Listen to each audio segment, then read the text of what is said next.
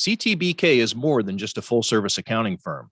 They are one team with an innovative approach that takes on each new challenge with collaborative problem-solving skills to provide creative solutions for their clients. Based right here in Western New York, CTBK is a champion for your business in our community. Additionally, CTBK goes beyond tax and attest services by offering a wide array of consulting and outsourced solutions tailored to meet the unique needs of your business, allowing you to focus on your operational and long-term strategic goals. Whether you're a large corporation, a small business, or somewhere in between, the team at CTBK is determined to help you succeed. Visit ctbk.com or call 716-630-2400. 716-630-2400 to learn how CTBK's one-team approach can work for you.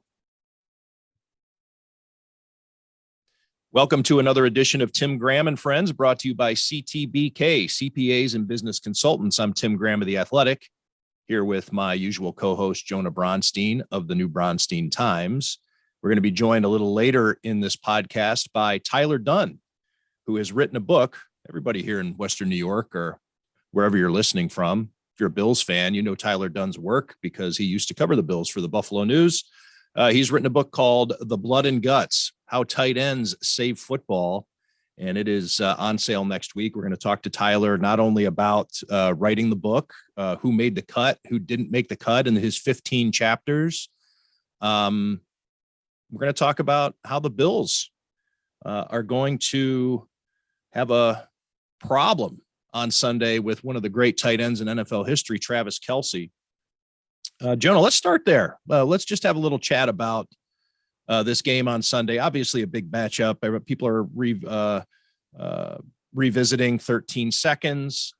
Both games last year in which the Bills really handled the Chiefs at Arrowhead Stadium in the regular season and then should have won in the playoffs to advance to the AFC Championship game, had two leads within the final 2 minutes of regulation before succumbing finally to a sudden death field goal, a touchdown. I'm sorry, the field goal was kicked with no time left on the clock in regulation. Sorry, that was Travis Kelce again. I don't know, just your thoughts on this rematch. And I guess with the regular season, it seems like it's kind of flying right up against us here, Jonah, right? I mean, this game's only a couple of days away, and it seems like we haven't been caught up in the hype of it yet. Is that accurate, or am I misreading it? I mean, I think a little bit is because the Chiefs played on Monday night, so some of that Monday hype was delayed, and there's been a lot of attention on Devontae Adams and some of the things that happened in that Chiefs-Raiders game that maybe have, from a national perspective, distracted from the Allen versus Mahomes rematch. But I think by the time 4 p.m., 4:25 Sunday rolls around, I think a lot of people, especially CBS and Tony Romo and Jim Nantz and that crew, are going to get us all hyped for this big game, and that playoff game, regardless of how the end result, was one of the greatest games of all time. It gets shown on NFL Network as branded as, one of the all-time great games. And it's not part two because they played 4 years in a row now in two playoff games, but it's another continuation of this great rivalry series. And if you recall, before they played in the playoffs, the games weren't always close. One team, the Bills last year in the regular season, or the Chiefs in the previous meetings, kind of one going away. And then they had this great playoff game, and here they are, probably the two best teams in the AFC at this point, playing again.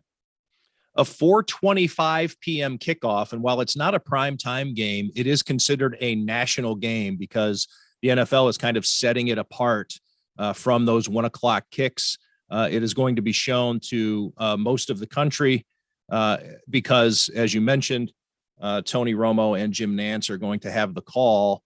So, in fact, it's going to be shown to the entire country, right? Because the other two games are NFC games, so that's that's going to be in their local markets.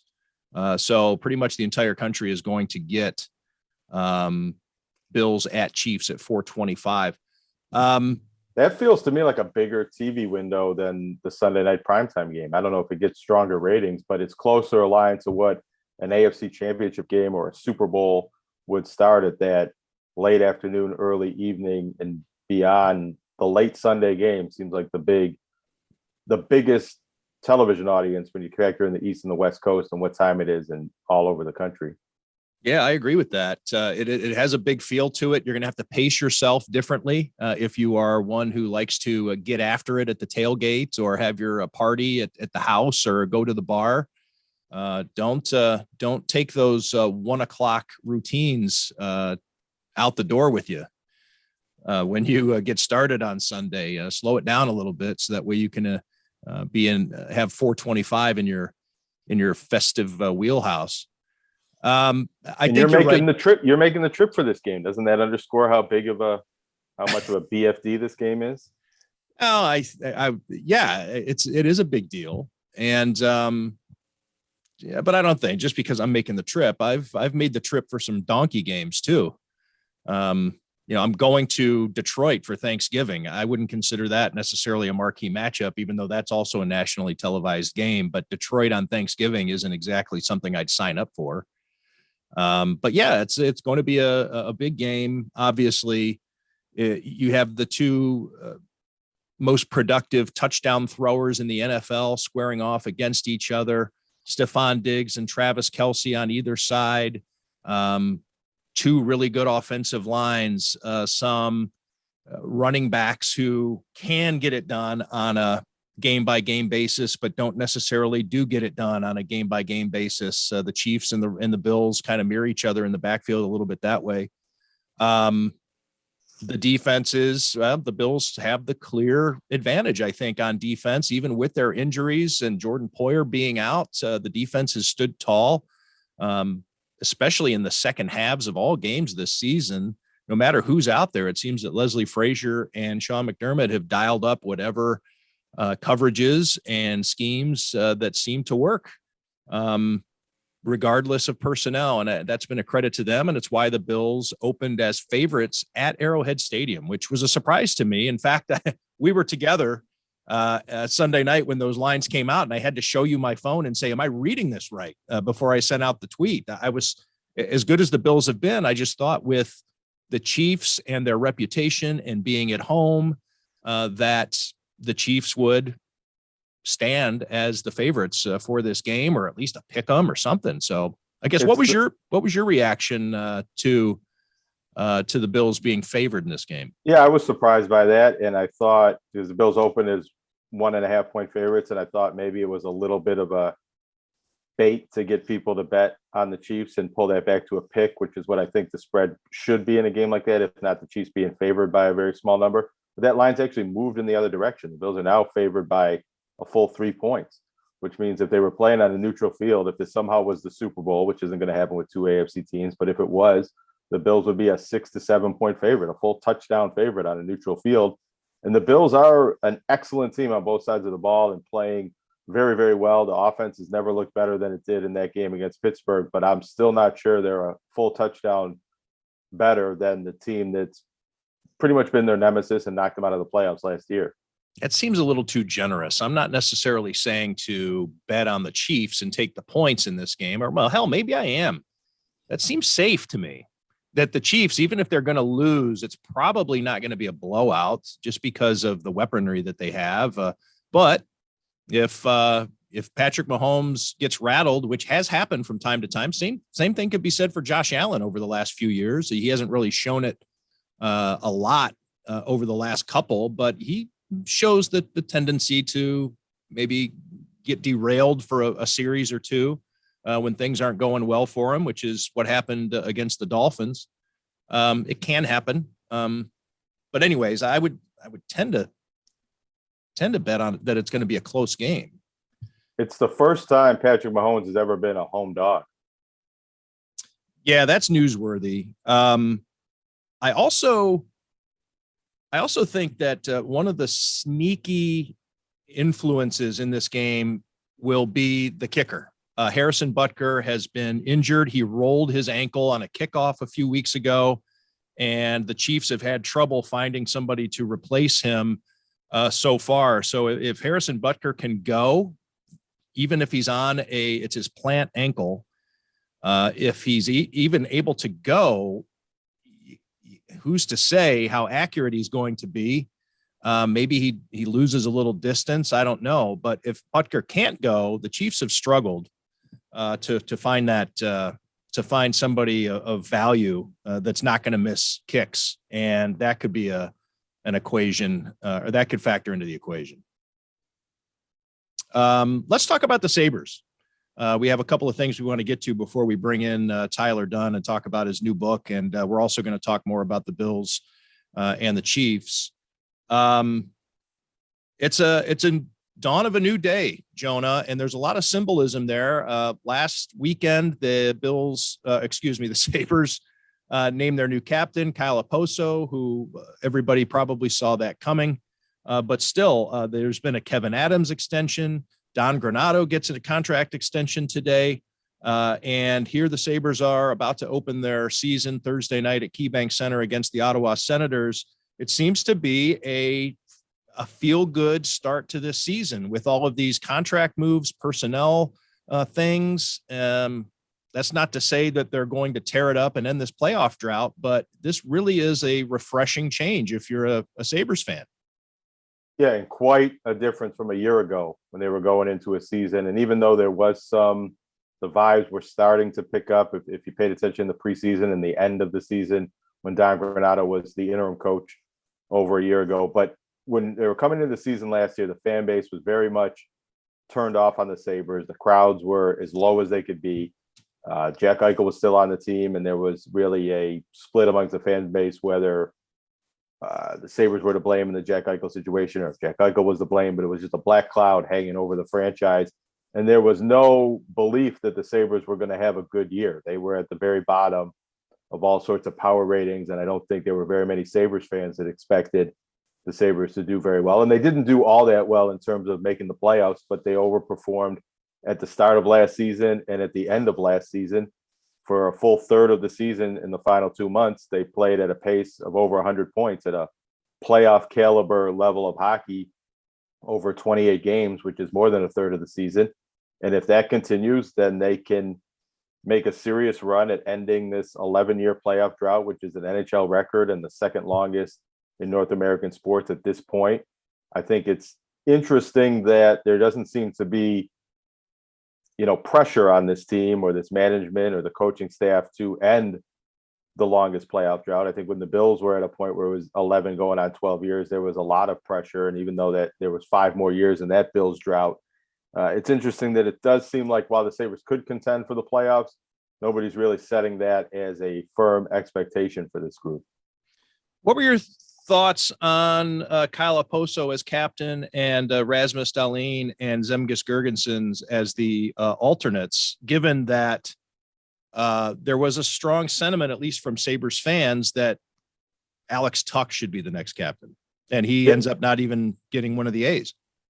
Right. We ran a fan poll at WIVB.com, and it was unscientific. People could vote more than one time, I think, but Okposo got 47% of the vote, which is enough to be president in this country and most times. But Alex Tuch got 36% of the vote, which is a pretty high number. And I don't think in terms of how the Sabres were looking at things that maybe Alex Tuch was that strongly considered or the second pick for the captain, because obviously he's not going to have an A on his sweater, so he's not one of the alternates. Kyle Okposo deserves to be the captain. He was more or less the captain last year, and he has the personality and the demeanor and the leadership quality that Don Granato and Kevin Adams want in the captain for this team right now. And really, nobody should be surprised that Okposo being the captain and who the alternate captains are, because if you really look at last year, they started with 2 alternate captains and they ended with 3 alternate captains. Rasmus Dahlin started wearing the A toward the end of the season when there were injuries, and Kyle Okposo didn't have the C but was acting like the captain of the team, and there was a lot of belief and whispers that he would be the new captain. So nothing that was officially decided and announced and embargoed, and everything that happened with the unveiling of this new C letter on Kyle Okposo's jersey was at all surprising to anybody that's paying attention. But I do find it a little bit curious in the context of, like you mentioned, a lot of fans think Alex Tuch is a captain caliber player and personality, and he was the guy that came back in the trade for Jack Eichel, and he really infused that dressing room and the fan base with a sense of somebody who wanted to be here, juxtaposed against a guy who clearly wanted out in Jack Eichel, like you said. But I think that he gave the fans what they were hungering for at that time. And you also got that feeling from Sam Reinhart. He didn't want to be here. You know, there were just so many people who were disconnected. Ryan O'Reilly, who obviously wanted out, and there's other guys you can name, but here was a guy who wanted to be here. And it was like oxygen to the fan base that finally we can get to a point where we can believe that guys are going to want to come and play for our team, as opposed to, this darkness subsisting and just, turning into, self-fulfilling prophecies that Buffalo's a place nobody wants to go or be. He's also a very good player who led the Sabres right. in plus minus last year. He was a -3, and that was the best on the team from anybody that played a significant amount of games.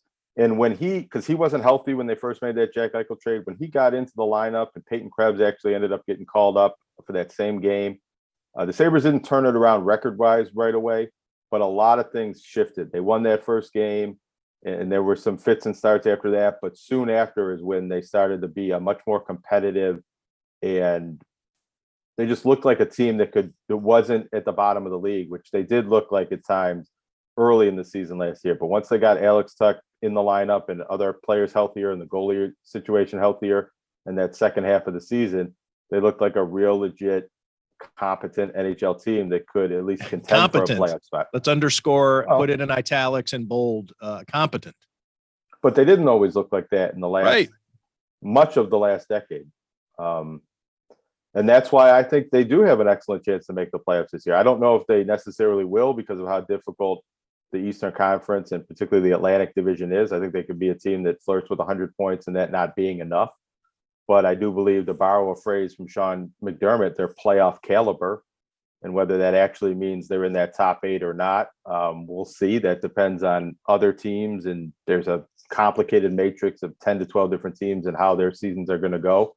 But if some of these older teams in the East, Boston and Washington and Pittsburgh, if they fall apart a little bit, or if a team tunes out its coach and has a lost year, if Tampa Bay, doesn't have the emotional strength to keep coming back again and again as they have the last 3 years, then maybe the Sabres can claim one of those spots. I think they're primed to be a team in that position.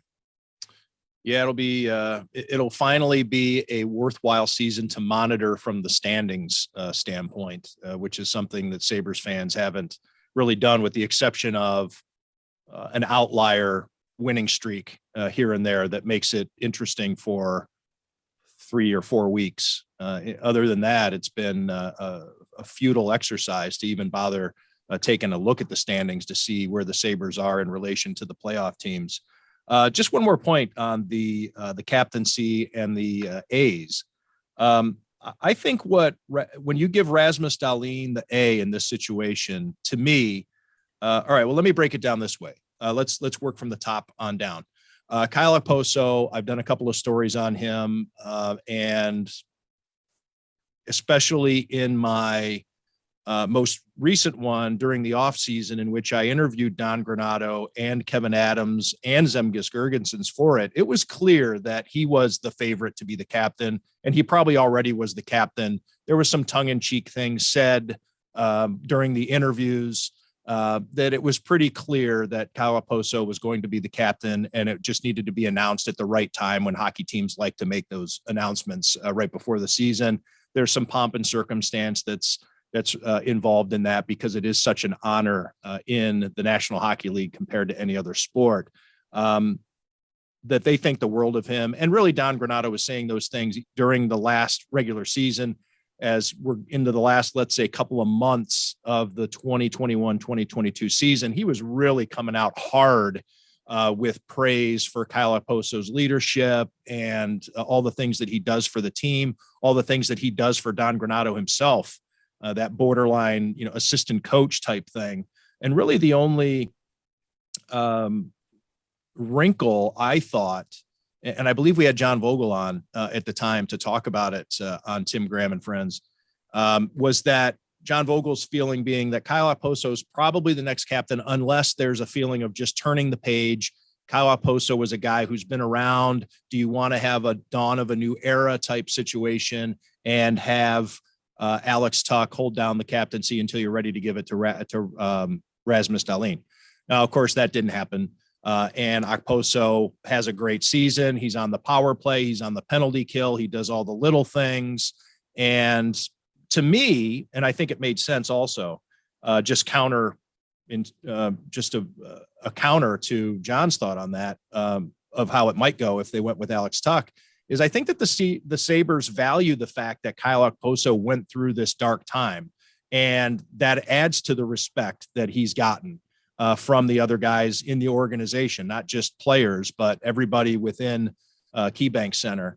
But anyway, so my extended point on this is this really is shaping up to me with Zemgus Girgensons getting the other A because of his veteran status and the fact that he's viewed upon as a glue guy, and he had the A already, and that Rasmus Dahlin has a permanent A, that this will be, whenever Kyle Okposo stops being the captain, Rasmus Dahlin's team. And he seems to be a type of guy who's emerging as that leader, character guy, motivational speaker, doing the right things, the competitive drive. Now, you're around these guys way more than I am, Jonah, but what's been your sense of Dahlin's evolution as, pimple-faced kid at the draft a few years ago, who looked like, he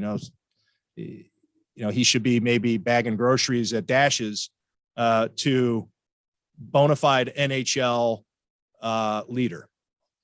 Well, it's interesting that maybe you mentioned the facial complexion, because the phrase that people keep using about him, teammates and even coaches, and it's been written about in the media, is comfortable in his own skin, that he just seems more mature and relaxed in his role. Maybe he doesn't feel the pressure that he had felt, first of all, coming in as a 18, 19-year-old rookie, and then quickly when he was 20, 21 years old and Jack Eichel was either hurt or on the way out being traded, he was thrust into being the face of the franchise, when maybe his personality and his emotional makeup and his game weren't ready for that. And now he seems he's ready to fully realize his potential. And he did that a little bit last year. He was an all-star. He's been a talented and productive offensive defenseman for a couple of years now. He's had some issues, especially early last year on the defensive side, and being a really reliable defensive defenseman. I think that he got a lot better at that over the course of the season, and is probably ready to be much more of a two-way impact defensive player. He already led the team in ice time last year and maybe even the year before, and he'll do so again. And he does seem like he's on his way to being this team's next captain. But there's Alex Tuck, and there's Dylan Cousins, and there's other talented forwards that were high draft picks that could maybe emerge as the future captain of this team. And I think that Owen Power coming in maybe it's almost like, when somebody's an only child and then they become a big brother, and that matures them a little bit. It feels like now that he's not the young teenage defenseman with a little too much pressure on him to produce right away, that's allowed Rasmus Dahlin to blossom into this next phase in his career, which is really being a guy that can compete for the Norris Trophy if the Sabres have a good enough record. But I want to make one more point and then ask you a question about Kyle Okposo being the captain. Just from the doom and gloom perspective, is there an issue if potentially, with Kyle Okposo's age, he's 34 years old, he'll be 35 at the very end of the season and into the postseason if the Sabres reach it. He has an injury history. He's in the last year of his contract. He plays on the fourth line right now, or that's where we're projecting him to be in the lineup. If your captain isn't one of your most productive players and isn't one of your most available players, is that an issue? I think it was an issue when Brian Giunta was the captain a few years ago, that he was too far past his prime to really be the leader of the team. You've covered the NHL a lot longer than I do and been in the locker rooms more. I think you understand a bit more of the culture than I do. How important is it for your captain to be one of your best players and the guy that can go out and make things happen on the ice when it's necessary? Yeah, I'm just pulling up his numbers here. I know that he is, finger quotes, a fourth line player, but Kyle Okposo played a lot on every unit, and he played 17 minutes a game last year. He had 8 power play goals. He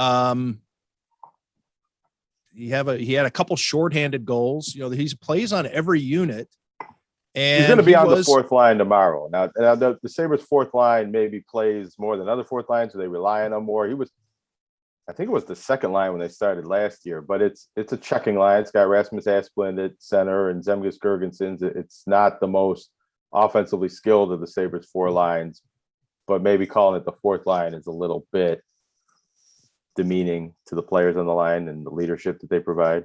yeah. And I think that his presence, the experience, the fact that he's been here since 2016, the money that he makes. And I know that that's the type of thing that can go both ways. Does the production match the money? Well, no, at times it didn't, but that was because he was buried by Ralph Kruger here and there, and he had trouble getting on the ice. He was playing less than 13 minutes a night with Ralph Kruger as coach. Now he's up to 17 minutes a night, 45 points last year. He's the type of guy, based on what teammates say, is who makes it a point to earn his money. He may not be doing it or over the course of time. There were periods where the statistical production didn't match, but he was doing it in practice. He was doing it in the weight room. He was doing it on the road in mentorships and things like that. So I think there's a lot of things that he does behind the scenes. And in thinking of a captain, now I know that this was not particularly the greatest time in Sabres history, but I'm looking back at when Lindy Ruff made Stu Barnes the captain after Michael Pekka's departure. You know, Stu Barnes was playing 17 minutes a night, 20 goal scorer, 45 points that was 99-2000, the year before he became the captain. He has 43 points the next season, or excuse me, that was the season right before he was captain. The season he's captain, he scores 17 goals, 31 assists, 48 points. He's playing 18 and a half minutes a night for a really bad team. So yes, I think that there are guys who maybe don't get the prime minutes. They're not your superstar player. But let's say, like, who on this team is a superstar player?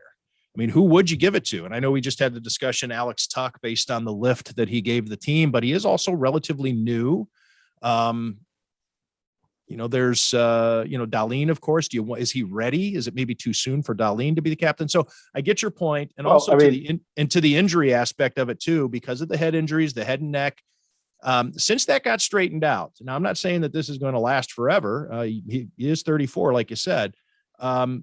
He comes back pretty quickly from these things. He might miss a game or two, but that's the style that he plays. He's a physical player. He's not afraid to take a hit or give a hit. He's not going to drop the gloves or anything like that, but he mixes it up and puts himself in difficult areas of the ice. He plays the game, as Don Granato told me for the most recent story I did. He plays the game we want all of our guys to play. And so when you look at him, model your game after Kyle Okposo. And I think that really that's the essence of what your captain should be, right?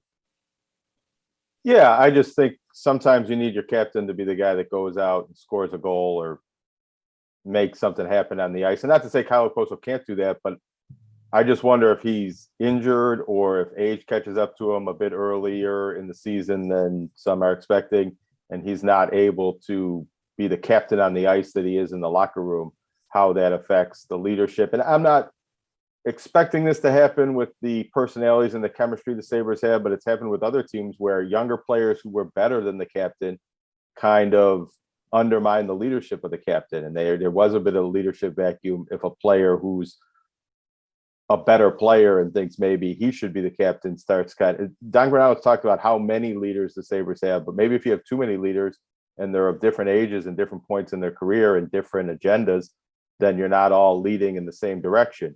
And well, then that's where your coach comes in.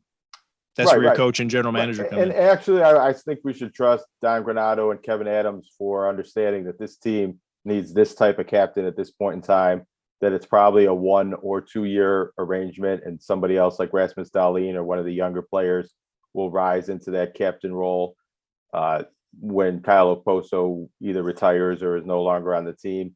But one player, and I'm not saying he's going to be at all an issue or a malcontent, one player who never gets mentioned as a potential captain, I think he might be the best player on the team, and at least offensively the most important player of the team, he's the highest paid player on the team, is Jeff Skinner. He scored 40 goals before. He had 33 last year. Tage Thompson had 38 goals last year and is the number one center. So those are captain type players. They're the most important players to the offense, but they don't have A's either. They're not really in the mix at all in this leadership group, even though they might have leadership roles, but not with the official letters on their sweater. Sounds like that'd be a good story. Yeah. Well, it sounds like a good story.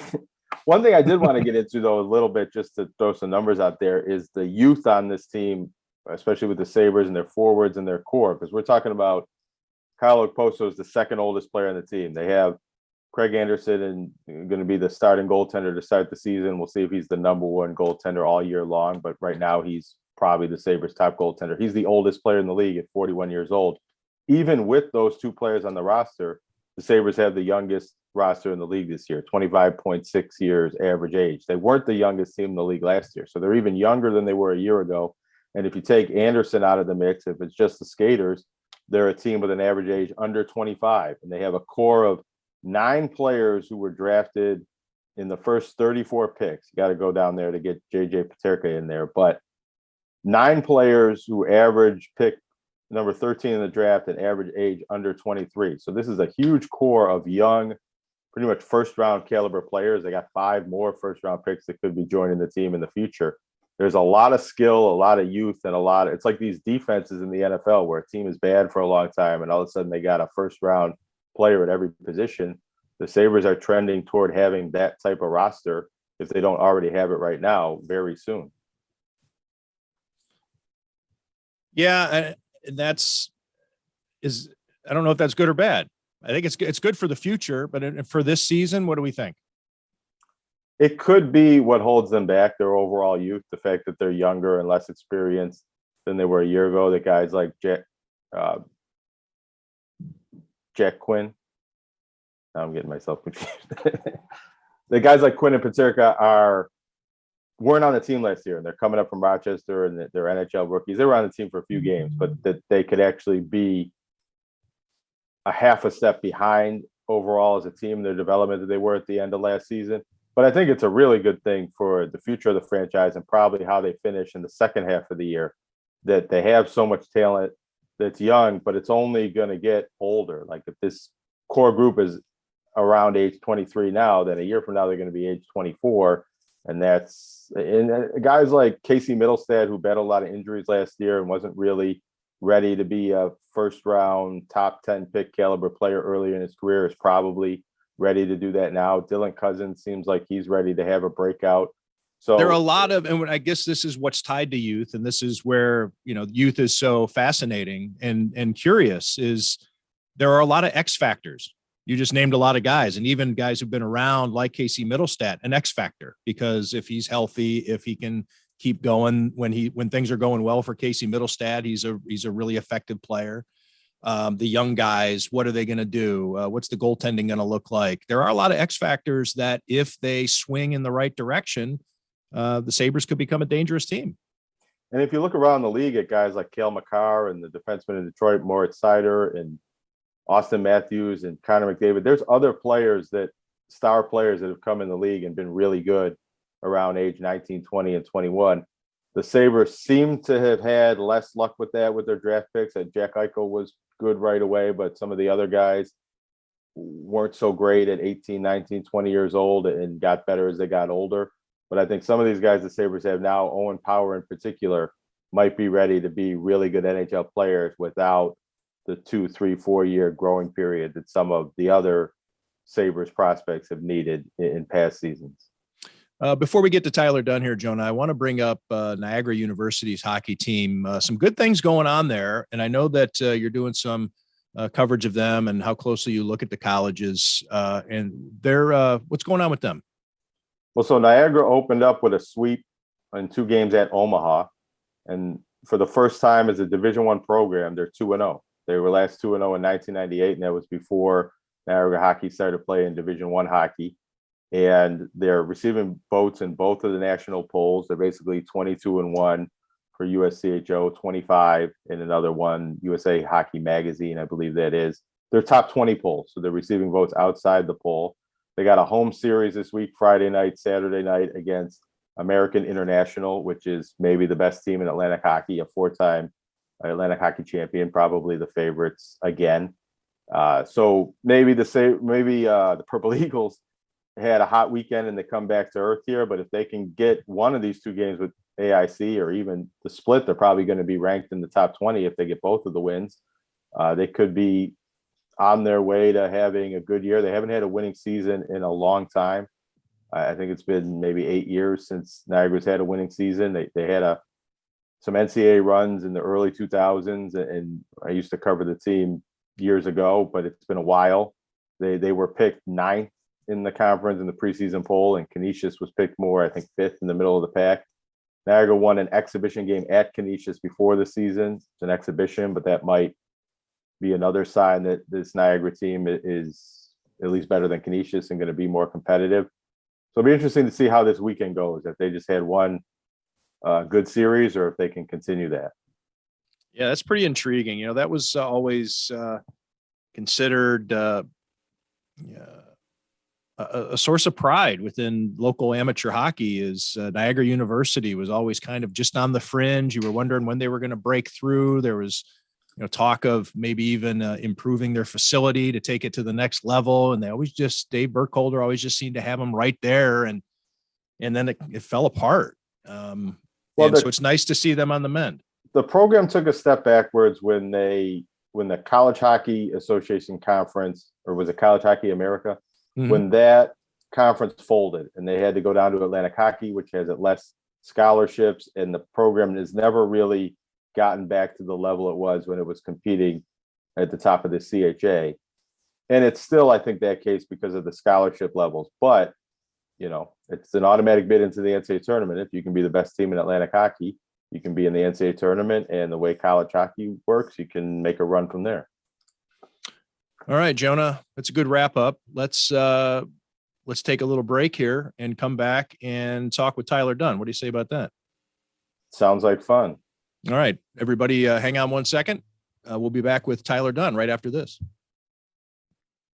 CTBK is more than just a full-service accounting firm. They are one team with an innovative approach to accounting and rise to each new challenge with collaborative problem-solving skills.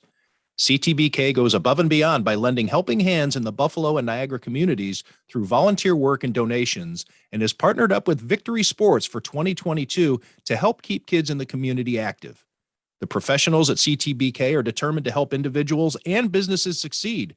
Whether a large corporation, a small business, or somewhere in between, call CTBK at 716-630-2400 and see what CTBK's one-team approach can do for you.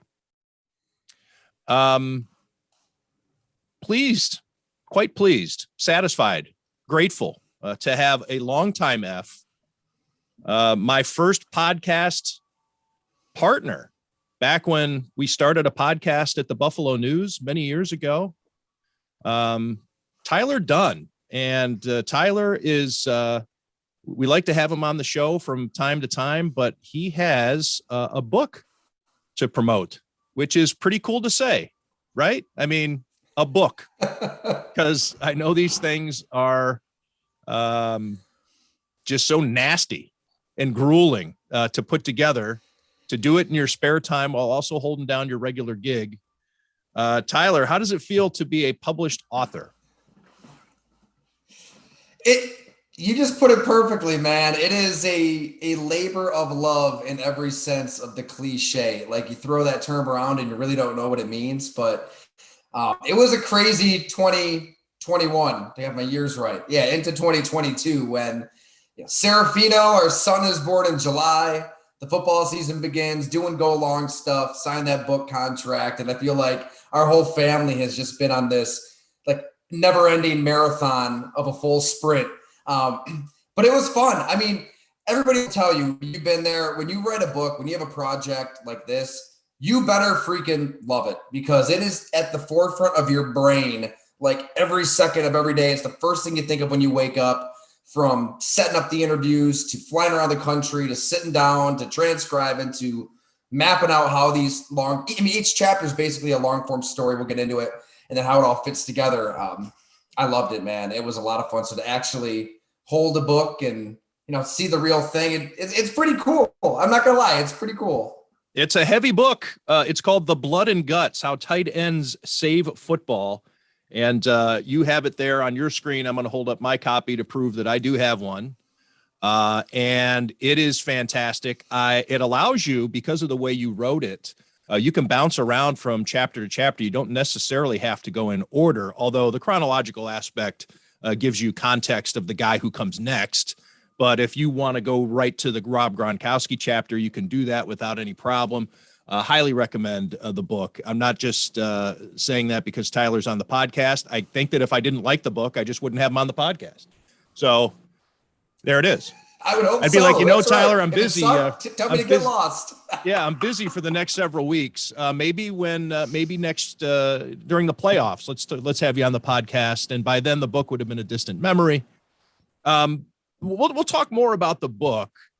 And we'll get into that and the blood and guts of Blood and Guts, putting it together, maybe who was the toughest interview to get. I'm sure you have some behind the scenes stories about how it came together, but while it's fresh, I want to ask you just your thoughts on the Buffalo Bills. And they're going into a matchup against a guy who should be in the book, Travis Kelce. And a revolution. How about this? Can you revolutionize the tight end position anymore? And I recall writing a story about Rob Gronkowski maybe 6 or 7 years ago and going back to all the times when so-and-so revolutionized the position. Mike Ditka, John Mackey, Ozzie Newsome, Kellen Winslow. Everybody was revolutionizing the tight end position. And now here you have Travis Kelce, who, hell, I didn't think it was going to be so soon after Rob Gronkowski that I would be saying I have a new favorite tight end of all time. Really? You're going to that length. He's fun to watch, man. I think he's better than Gronk. Man, I'm not ready to take that leap. I think Rob Gronkowski is the greatest tight end ever for so many reasons. I mean, the timing of his arrival with where the league was going and just how he made us fall in love with all of this beautiful violence and belligerence and partying, right. And the whole package of Rob Gronkowski. I feel like when Kelce came on, it was kind of like, oh, he's a knockoff of Gronkowski. Like he's trying to be this Yo Soy Fiesta in his own brand. He's ripping off Rob Gronkowski. He's Mountain Lightning, right? Dr. Thunder to the real thing. But Travis Kelce is one tight end that isn't like featured at length. He comes up a lot in Blood and Guts.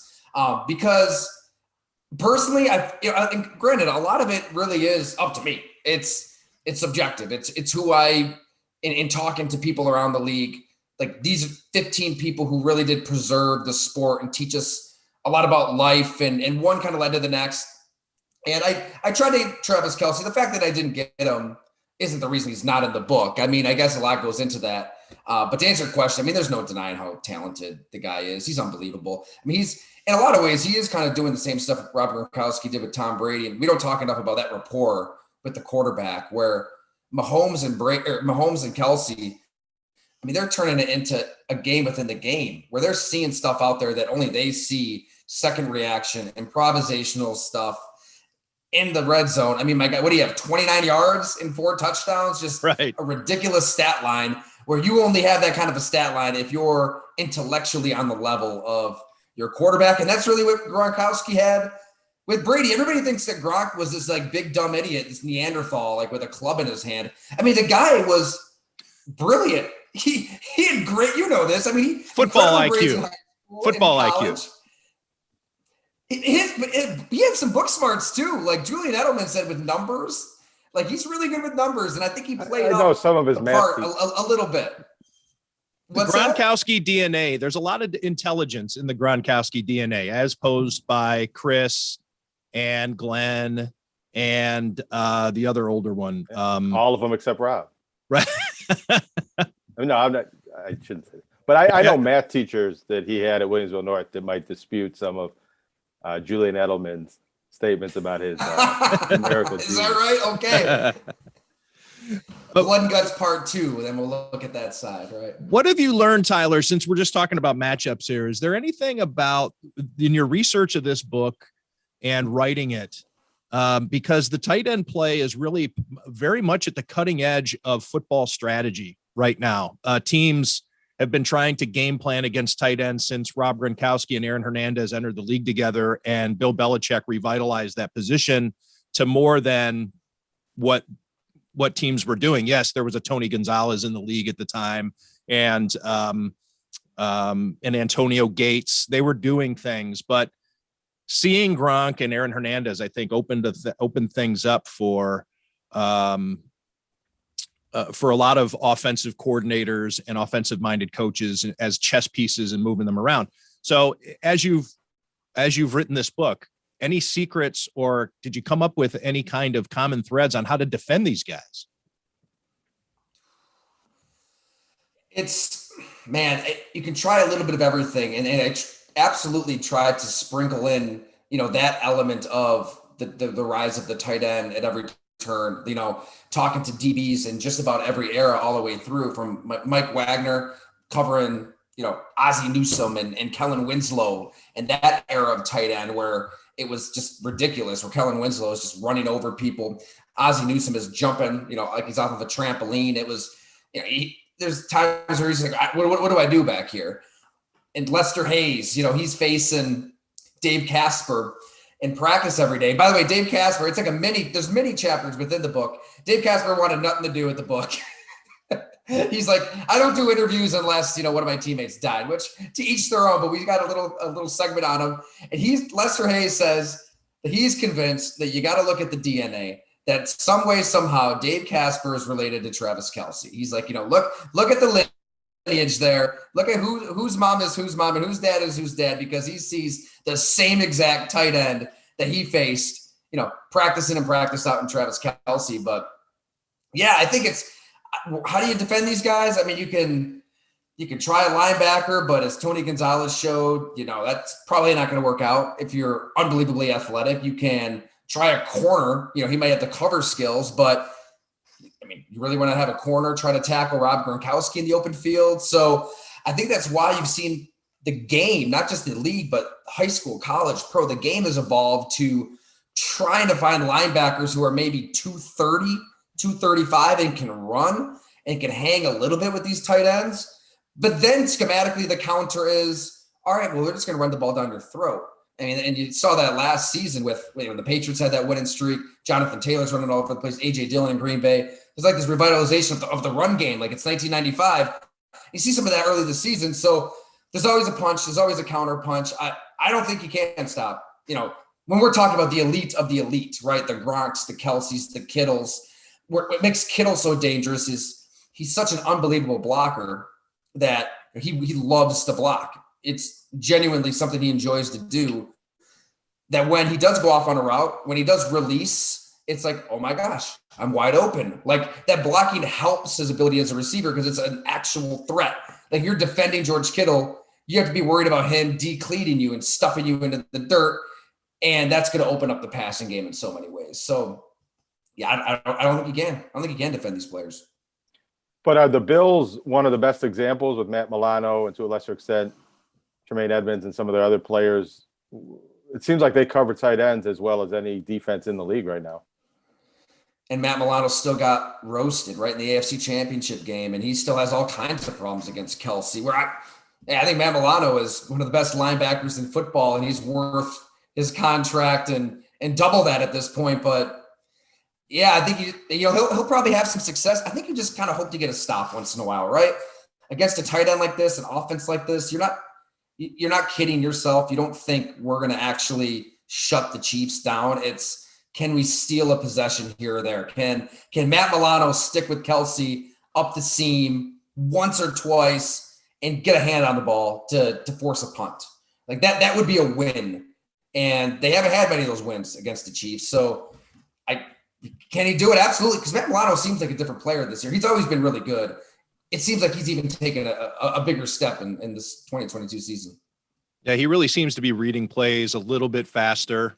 He's sticking with, when it comes to pass coverage, his guy that much, just a couple seconds longer. He just seems to be there.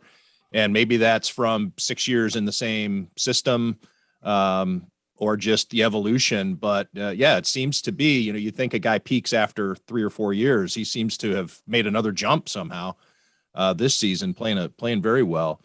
Tyler, and I think I can guess on this, and I'm sure we've even had this conversation at some point. Maybe even it inspired the idea for the book. But I love the tight end position because it is exactly what you say. It's the blood and guts. It's still football, like old school throwback football, but at the forefront of passing strategy. These guys still stretch the field. They can anyway. They can get up the seam. They can make plays.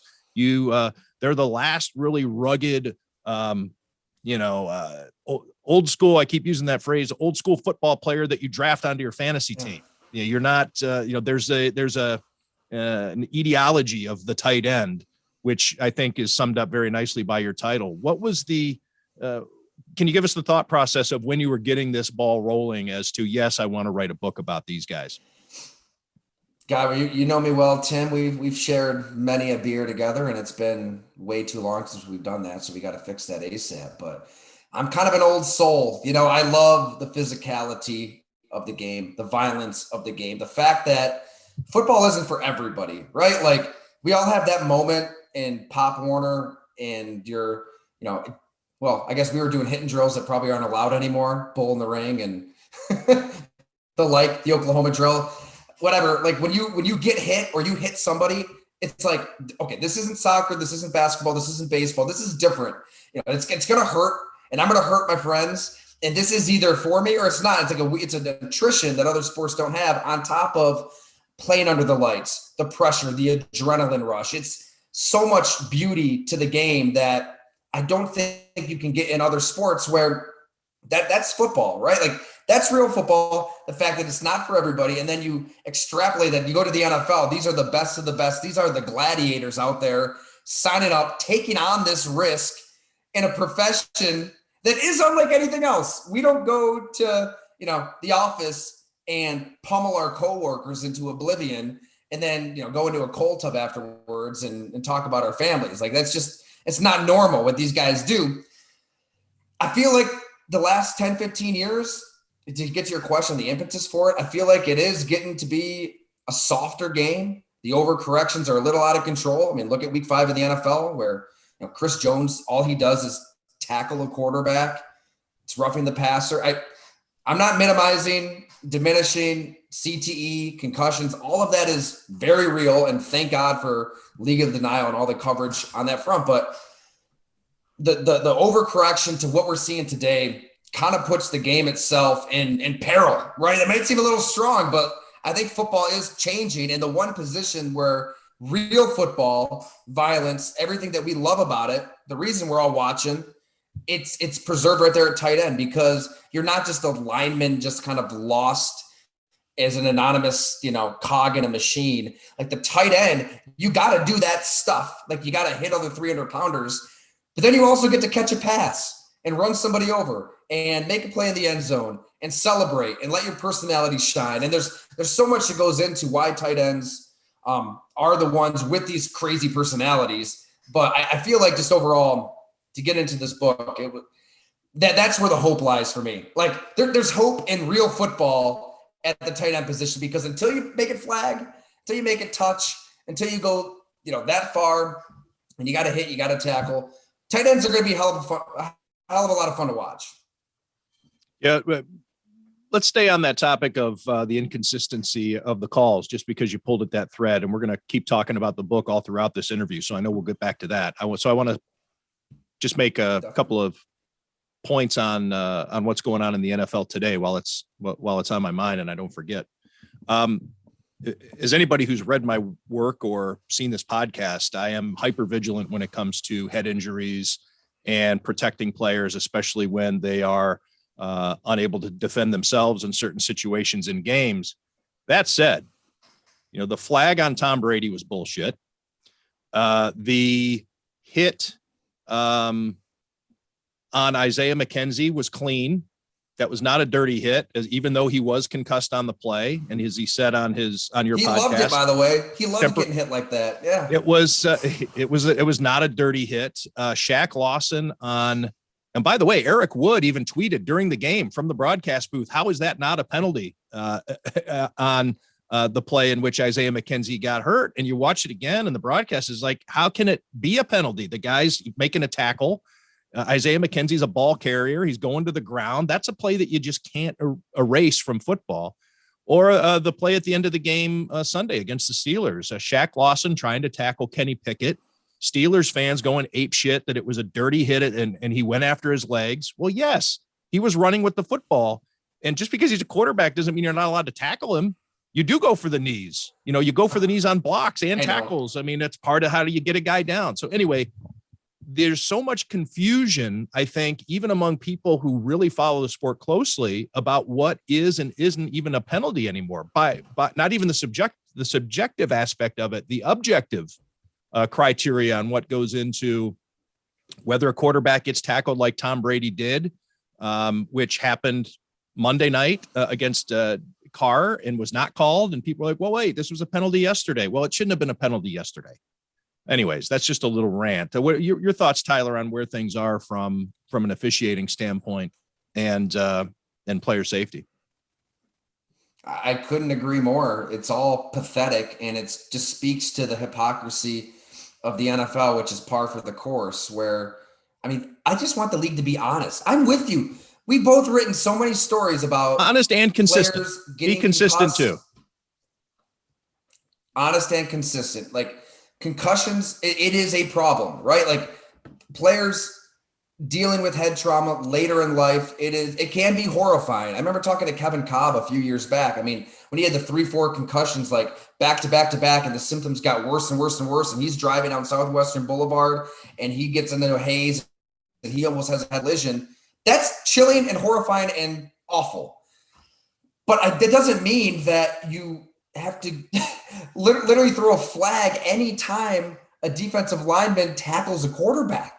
I don't get it. It's like the NFL is trying to find a middle ground, this magical utopian middle ground that doesn't exist. Like just own it. It's a violent game, and that's okay. Like they're trying to have it both ways, right? Like they want the octagon, they want the violence, they want everybody who loves that element of the game to keep watching, right? Because they're not making a flag football. It's still football, yet they still want to appease everybody who is maybe squeamish at any collision, and the moms at home who aren't so sure they want their sons to play. And so let's try to soften the game to that extreme.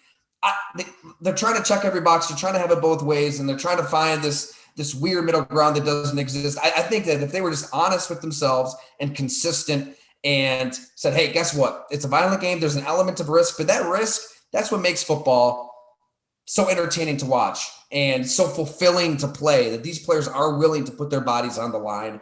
They'll never publicly talk like that, but that's the reality in which I think the league has to live. Unfortunately, it kind of, you know what happens, Tim? Like we all lose our minds, right? Like we lost our minds over the Grady Jarrett flag, over the Chris Jones flag. The NFL knows that we're going to lose our minds, and they know that we're going to be mad that football's changing before our eyes. But they know that we're going to move on to the next shiny object the next day. We're all going to set our fantasy lineups on Wednesday and put in our waiver claims, and we're not going to give a shit. And they just kind of move along. And the reason I lose my mind is like, no, that happened. That's in the zeitgeist. And that is chipping away at the football we love over time. And that's concerning because it's going to turn into something we don't resemble. I don't think it's just the NFL, though. You can go to the targeting rule in college and down into the high schools, and even youth football is transitioning to maybe being a flag football sport and not allowing tackling and contact until players are much older. So I think it's the moral quandary of football in itself, where we still want this game that's become America's sport, but without the violence. It's almost like if, boxing, you're only allowed to punch each other in the numbers now. It's a great point. It's hard to quantify. I feel like everybody still takes their cue from the NFL. Things trickle down in that regard, but that's true. And that's another debate, because I can see maybe not letting 3rd and 4th graders like ram into each other in hitting drills. Like I'm not sitting here saying, hey, let's go. Let's line up some bull in the ring right now and beat the hell out of each other, 3rd graders. Like I get it. Like we have learned some pretty important things about head trauma, and there's data, there's science, there's stuff that we can lean on. But I feel like it's one of those things when you know it, you know it. When you see it, you see it. And we should all be able to kind of agree like, okay, this is okay. And this is extreme. Great point on the targeting. Every Saturday, it's the same BS. Like that player's getting thrown out of the game for that. It doesn't compute. So the Blood and Guts, How Tight Ends Save Football, the book by Tyler Dunne, which is available next week in bookstores near you or any online place that sells books. Is there a direct site? Can you get it right off of Go Long?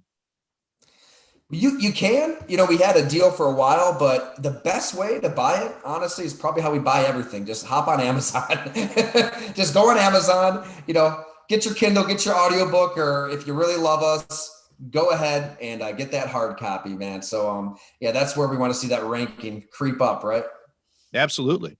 So tell me, Tyler, what was your favorite chapter to write and why? Oh my God, Tim, that's a tough one because, man, these guys were just a riot, all of them. I mean, for different reasons.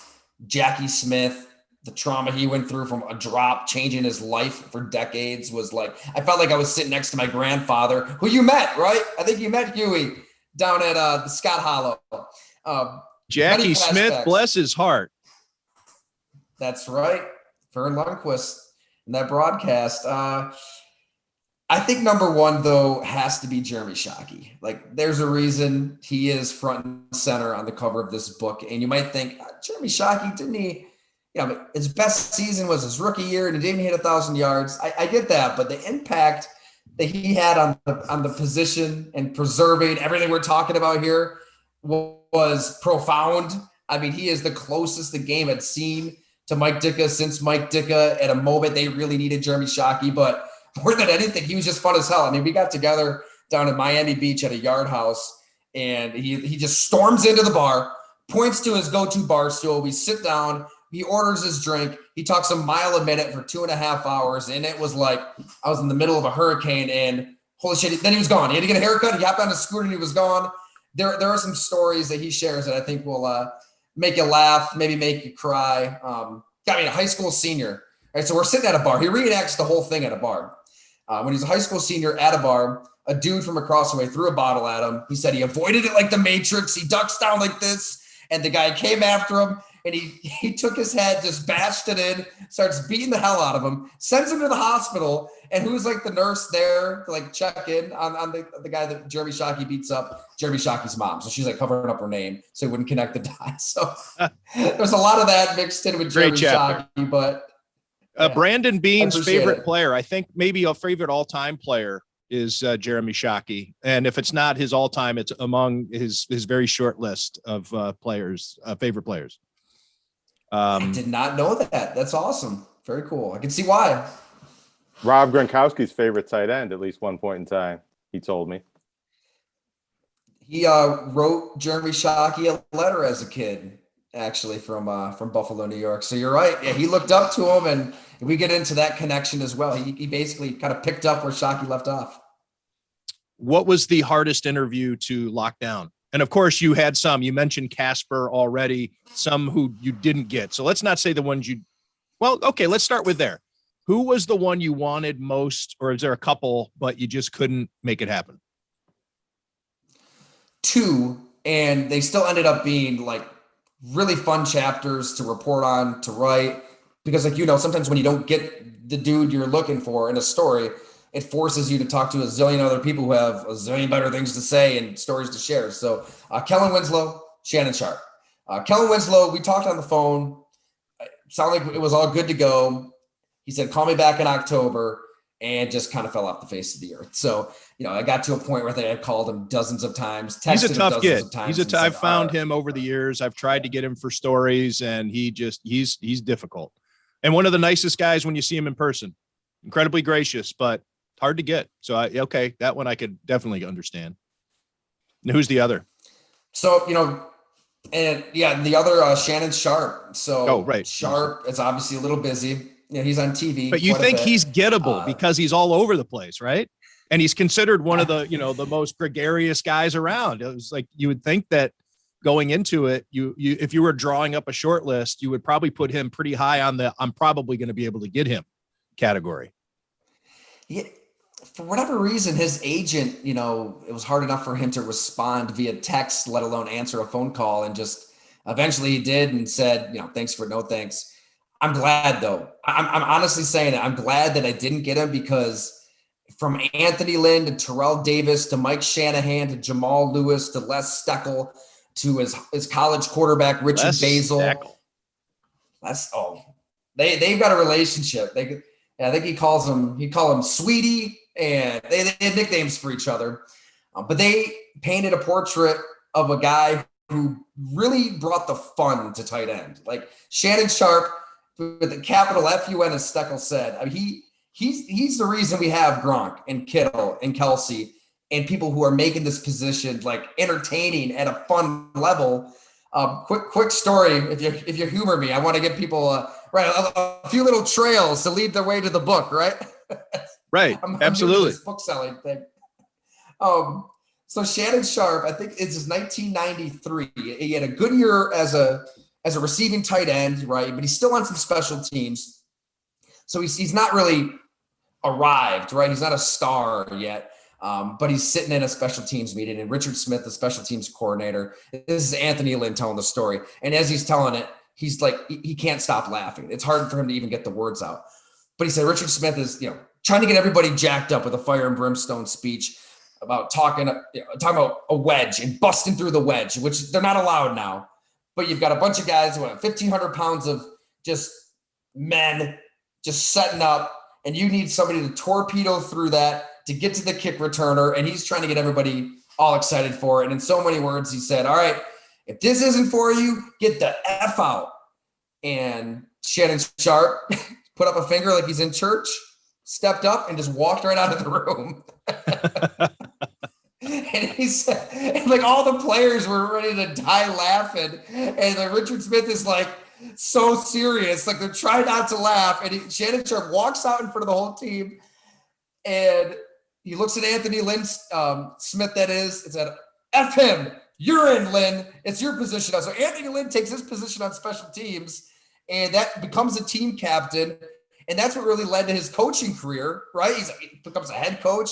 Now he's an assistant head coach with the 49ers. So Shannon Sharp loves to remind Lynn, like, hey, you wouldn't even be a coach if I didn't just walk out of that meeting. So he kept it entertaining, like the workouts, the stretches before practices every day. It was like a comedy hour. They called it Club Shay Shay, which is the name of his podcast now.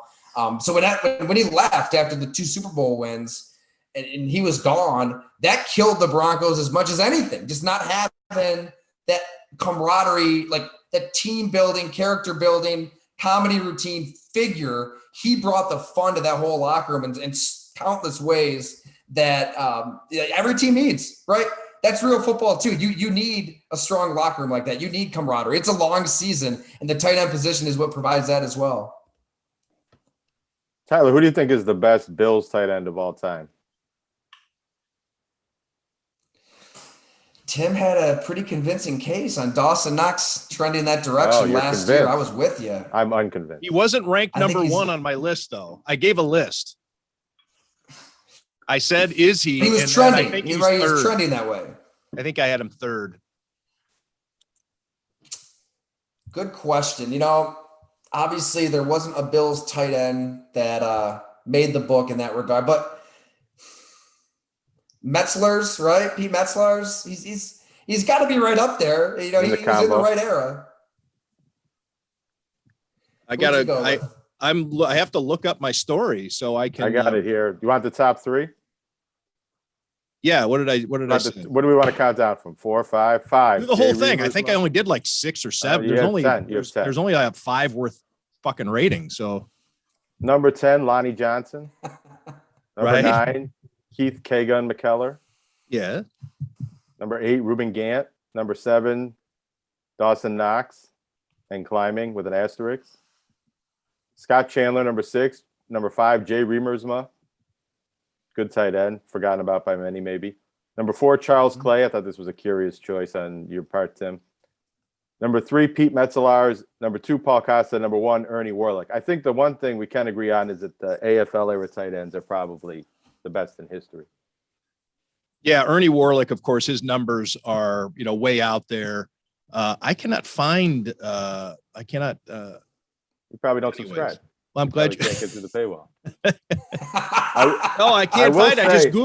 I just Googled Tim Graham and Pete Metzelaars, and it didn't come up. I would think that would be a pretty good, good SEO by the Athletic. Search. Well, my vote would go to a player who's not on that list, and his name is Butch Roll, because all he did was catch touchdowns, and right, those are the biggest, most important plays. But Charles Clay, if you take a look at his numbers, even though it was for a short period of time, he had, he's way up there, and it's a testament, or whatever I guess testament's still the word. But that's just indicative of how awful the Bills tight ends have been over the course of time. And I've had discussions with Brandon Beane about this every year around draft time. And it's kind of, I do it facetiously because I know he's never going to tell me who he's going to draft. But I always keep saying, would you please draft a two-way tight end so I can cover one at some point in my career? Now, of course, Dawson Knox, if he has totally gotten past his issues with drops like he had in his first couple of seasons, and he can stay healthy, he could be that guy eventually. He's a dynamic, way more of a receiver than a blocker, but can still do both. So anyways, I stand by that list. I know I recall putting a lot of time into that because it was a hot button topic of, could Dawson Knox really be the best ever? So I looked at the numbers, and whatever I said on that list, I'm happy with. So I had Dawson Knox at 6. So you opened up this discussion, Jonah, by trying to make fun of the fact that I thought Dawson Knox is the greatest tight end in Bills history, and he's not even in my top 5. Well, I set you up to look smarter than me. Brendan, he's got a shot. There's an asterisk there. For sure. Absolutely. He's going to put up the numbers.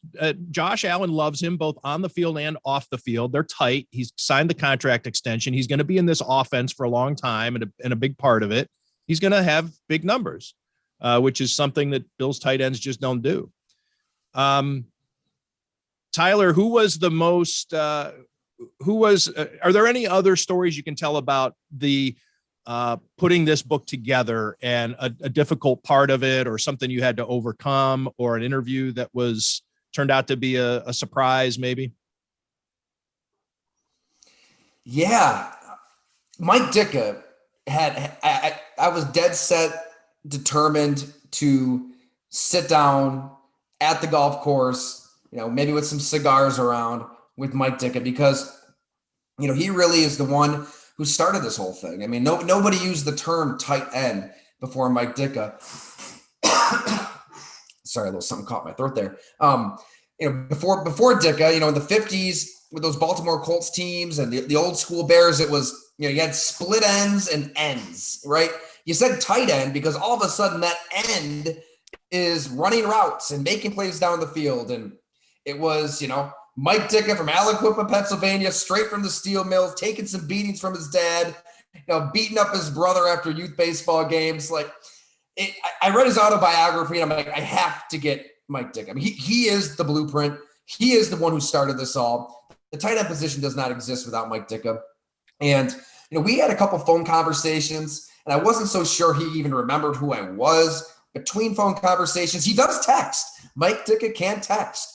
Very short, 1 or 2 words, but we kind of kept in touch over the course of several months, and he started to piece it together. Oh yeah, this is the same guy who keeps calling me, texting me, asking about tight ends.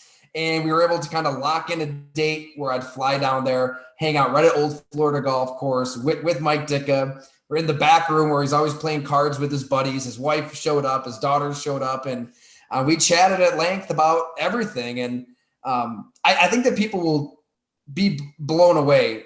I know I was, because I didn't know. Maybe you don't, Tim. Little older than me. Maybe you're a little more up on your NFL history, but Mike Ditka, when he got to Philly, when he was traded from the Bears to Philly, and he had it out with George Halas, and Halas was fed up with Ditka. He's kind of flirting with the AFL. His life was in shambles. I mean, he was out getting drunk, not knowing where he was, waking up in a haze. Like, the color of his skin was even changing, and he was depressed and then some, and was just ready to quit on football, quit on life. And then Tom Landry called Mike Ditka and saved his life. I mean, he went to Dallas, revitalized his career got his life back on track, won a Super Bowl, caught a touchdown in the Super Bowl. And there's a lot of, it's just quite a juxtaposition where Tom Landry calls Mike Ditka, saves his life. Mike Ditka becomes basically the silhouette for the game. I mean, if you're going to have a logo of somebody, it could be Mike Ditka. We hear him. He coaches the 85 Bears. He's a renowned broadcaster, all of that. Jackie Smith has an illustrious career with the St. Louis Cardinals, puts up incredible numbers, redefines the position in his own way. He gets a call from Tom Landry at 38 years old. He still wants a Super Bowl ring. He chases that ring with the Cowboys and obviously drops a touchdown. And that's, you say Jackie Smith. I was just on CBS Sports Radio and they chuckled, right? Like, oh, did he drop something when you're talking to him?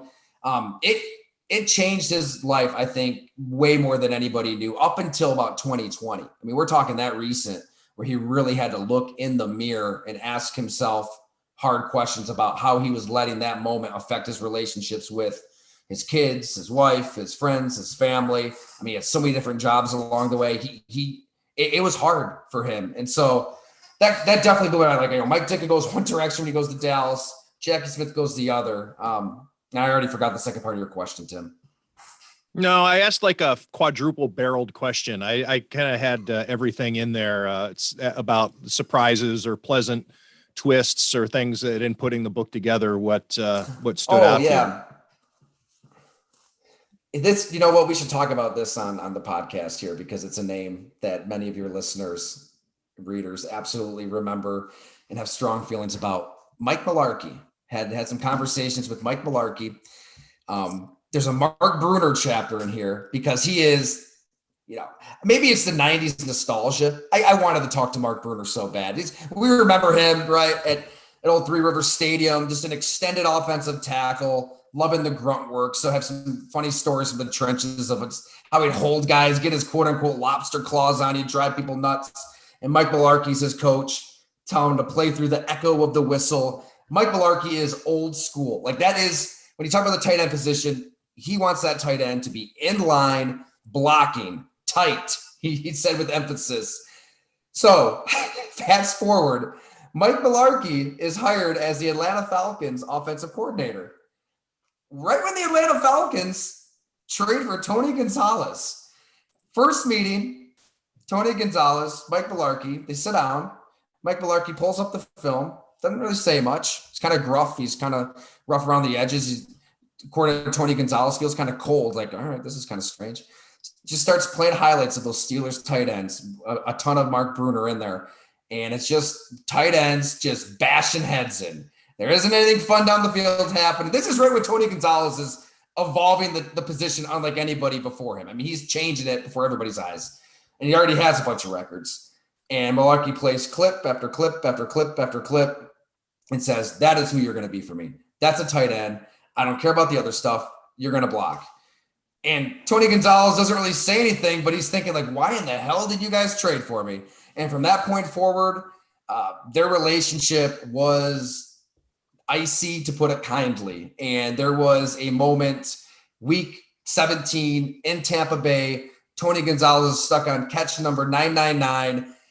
Tony Gonzalez is convinced Mike Mularkey iced him out in that second half, refused to call plays for him until the last drive, and Matt Ryan's pressured. He can't even get the ball off. And let's just say the scene in the locker room in Tampa Bay, in the visitors' locker room after that game, I asked Mike Mularkey about it too. And Tony Gonzalez was ready to throw a few punches. He was ready to light Mularkey up. Pretty sure Mularkey was ready to light Gonzalez up. They were going to go at it. They didn't. It was close. Oh, don't give all the spoilers. You got to have people buy the book, Tyler. Don't give all the. Buy it. We're going to stop it right there. Right. We should have. We got to stop it. Intriguing, though. I guess what would be left unanswered for me as a potential reader, even though I have read it, but as a potential reader would be, why would Mike Mularkey talk to you if he had such a problem with Tony Gonzalez? So there must have been further developments. Tyler, I enjoyed. He wanted to talk too. He talked on his way to seeing his like ill parents. So he made a point to talk to me for this book, no doubt. That's great. But the blood and guts, how tight ends save football. To see Tyler Dunne at the bottom of that book is pretty cool. Got it on the spine there. It's going to be in libraries and things. You know, you're going to be on shelves forever.